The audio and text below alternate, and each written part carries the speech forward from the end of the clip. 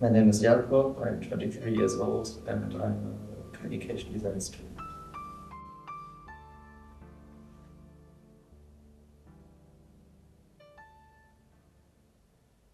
I felt quite exhausted today because I'm at the end of the exam phase, but I was also quite excited for today. And I feel a bit anxious at the moment, but also calm and interested, I think. Yeah. When I looked at myself in the mirror this morning, I was looking at my chest a lot because I'm currently contemplating to finally get top surgery done. So I constantly move my chest around to see how I would like it to look. And that's fun, but also makes me very uncomfortable at the same time. Can you maybe talk a bit about your relationship to the body and how it changed within the last few years? Since I'm transgender, my relationship to my body has always been a bit complicated. I remember that when I was a child, I was always quite fine with my body. And when I would go swimming, I would always wear like just the trunks and not the bikini top. And that was always very nice. And I remember when I was first asked to wear a bikini top as well, I think that might have been the first day that I didn't like my body. When I got into puberty, it became more and more clear to me that I was not a girl and that I am in fact a boy. And that was quite scary back then because I didn't want to give people any other reason to dislike me. And when I was in the middle of my teens, can you say it? Maybe teenage years? Yeah. Yes. When I was in the middle of my teenage years, I started using drugs quite a lot as a way to sort of numb everything, which worked quite well, but didn't come without consequences. And when I was 17, I landed in the mental hospital for psychosis. That was all during early COVID. And I got medication there to treat the psychosis, which leads to quite intense weight gain. And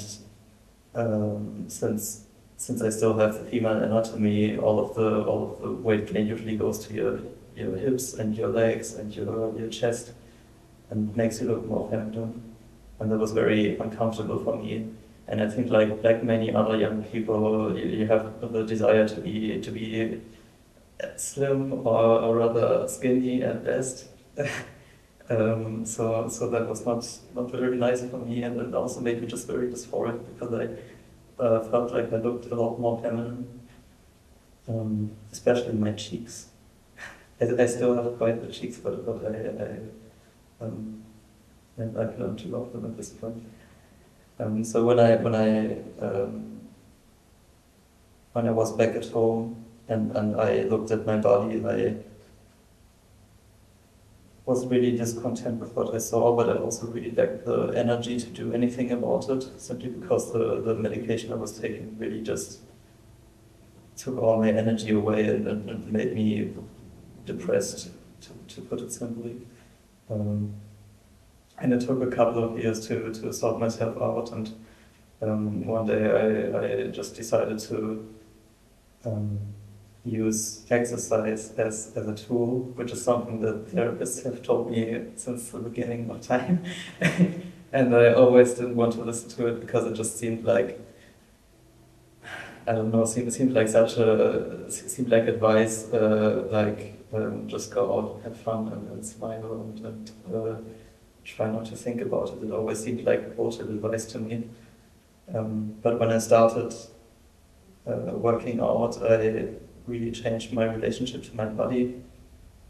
For the mental bit, it really helped me to stay off drugs, simply because it's something to let out pressure. It gives you the little high of having achieved something, and especially when you do it continuously for a long time. It was my first experience to see that I actually can do something for a long time and really go through with it and become better at it, and that if I put my mind to something, I can actually achieve something, which was something that I hadn't experienced this way before. But physically, I also learned to not see my body as the enemy, but rather as a tool to be present and be happy. Because I feel like using your senses, especially your touch senses, is something that's very immediate in terms of making you present and not be lost in your thoughts, but rather focus on experiencing what you're feeling. Before every workout, I do a quite long and intense stretching / yoga session, which always helps me to just put my mind off things and just really focus on how I'm feeling, how my body is feeling. Yeah. I feel like I'm losing myself on talking, but yeah. Could you tell me something about the clothes you choose to wear today? So today I'm wearing sneakers and track pants and a black shirt. And I always like to have a tight top and then very loose pants, because I think it makes a very masculine silhouette in a way, because it sort of hides the wider hips, I guess, and then puts emphasis on the torso. And I like these shoes a lot because they're quite masculine, and the TNs are like the typical hip-hop shoes, which I like. And I don't really consider myself extremely masculine, but I really like expressing my appearance in a masculine or hyper-masculine way, I think. First of all, I think I like the contrast, because I think of myself as a rather soft person, and having a rather rough appearance is also just kind of interesting to me as a contrast to that. And at the same time, it also makes me feel a bit more safe in public, because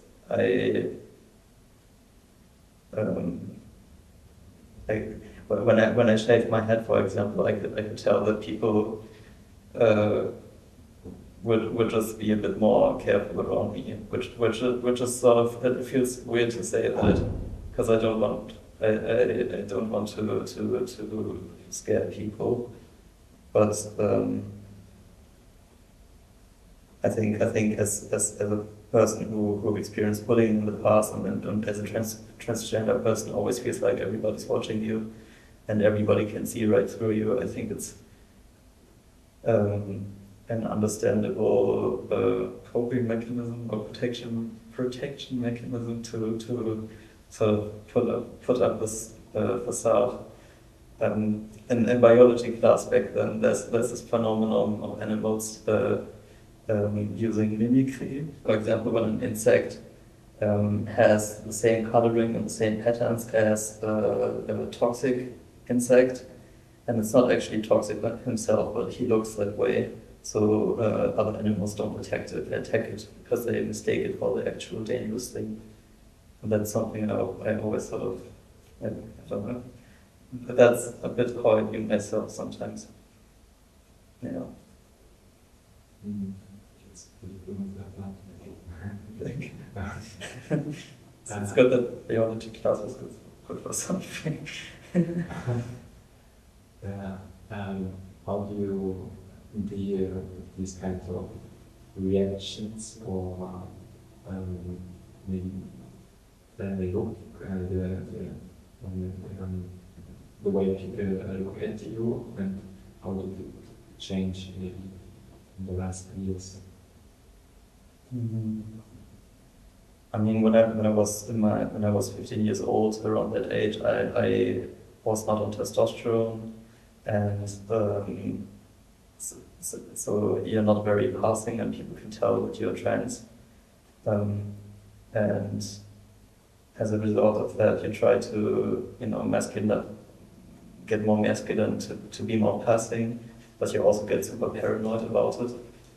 And over the years, the longer I took the hormones, the more passing I was, and now I'm at a point where people are quite surprised when I tell them that I'm trans. And I had this one interesting encounter in a bad house where somebody asked me why I had my penis removed, which I found quite funny.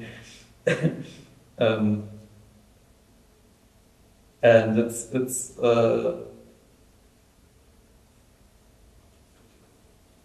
of course I'm very glad to be well passing, because that's what I wanted, and that's how I feel comfortable and like myself. But at the same time, I think I've reached a point where it's almost unrecognizable for other queer people that I'm queer myself. So sometimes I'm a bit worried about sort of losing my peer group, or maybe being seen as a threat by the people who have the same struggles as me, which I don't want. Yeah.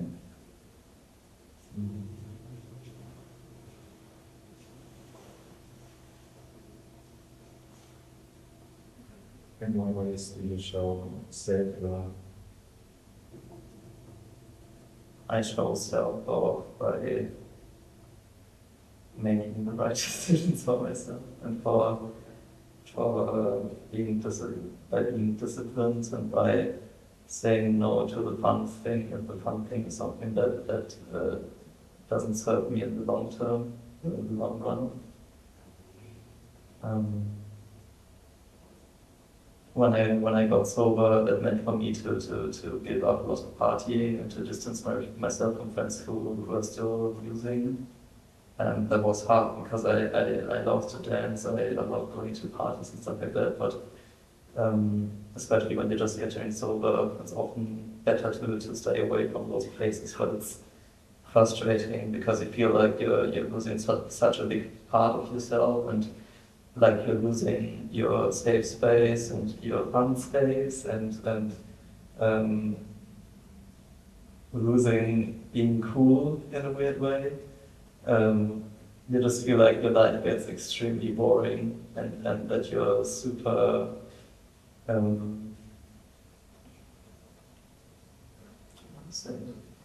wenn man sich anpasst, conforming. You feel like you're conforming and just not doing yourself anymore. And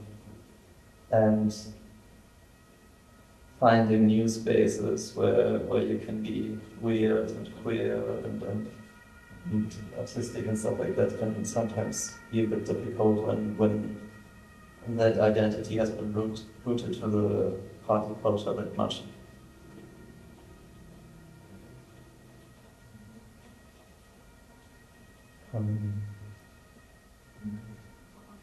Thank you. You're welcome. Thank you.